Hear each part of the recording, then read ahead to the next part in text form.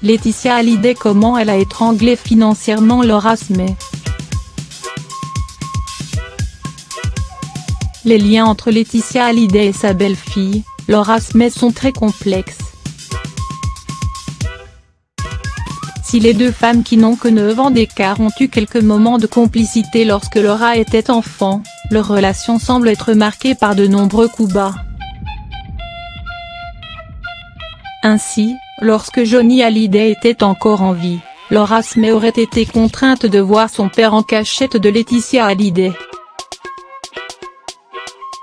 Mais avec le décès du taulier dont l'ultime album va sortir ce 19 octobre, les tensions n'ont fait que s'accentuer.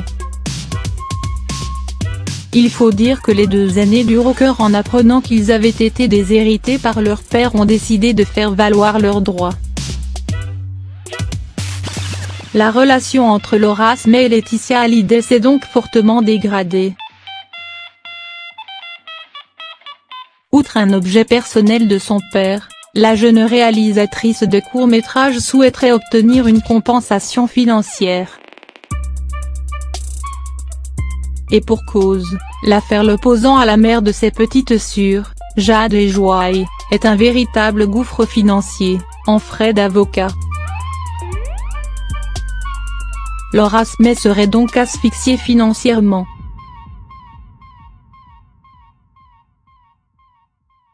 Si bien qu'elle aurait demandé un prêt à Marcel Campion.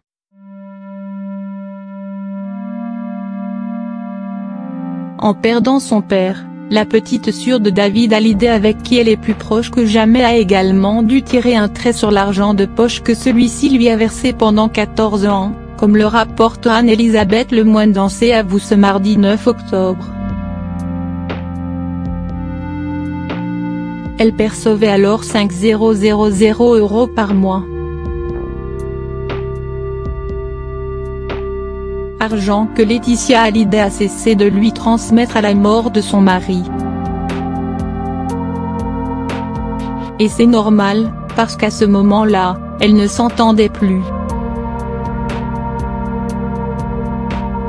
Donc il n'y a pas tellement de raison de faire un beau cadeau comme ça à Laura, analyse le Naluto, journaliste au Figaro, qui était l'invité de C'est à vous.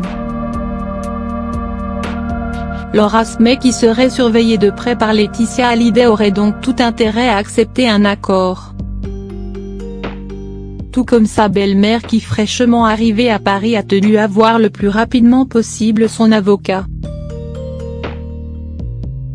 Une entente amiable entre les différentes parties semble plus que jamais envisageable. De quoi éviter un procès et des dépenses supplémentaires.